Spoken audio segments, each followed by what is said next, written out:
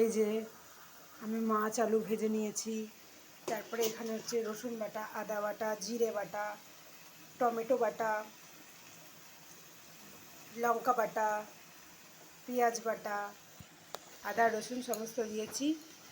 আর 5 ফোড়ন, শুকনো লঙ্কা, তেজপাতা দিয়ে এবার এটা নেড়ে নেবো। সামান্য একটু জল দিয়ে মশলাটা ভালো করে কষে নেব। এবার গ্যাসটা জোরে করে দেবো, একটু কমানো ছিল। এবার আলুগুলো দিয়ে একটু কষে নেব। এবার জল ঢেলে দেবো, আর একটু জল দেবো পরিমাণ মতো। বাটিতে অল্প জল ছিল, দিয়েছি। দিয়ে ভালো করে আলুগুলো সিদ্ধ হতে দেবো। এবার পরিমাণ মতো জল দিয়ে আলুগুলো সিদ্ধ হতে দেবো। তারপরে আলুগুলো সিদ্ধ হয়ে যে ঝোলটা ফুটে উঠবে তখন মাছগুলো দেবো একটু পরে। এবার ঢাকনা দিয়ে দেবো।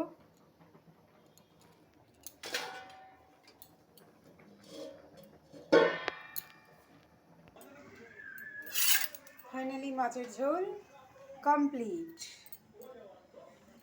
এই যে আমার মাছের ঝোল কমপ্লিট।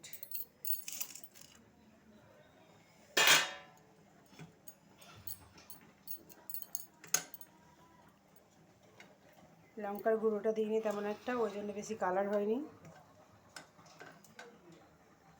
দেখতেই পাচ্ছ তোমরা।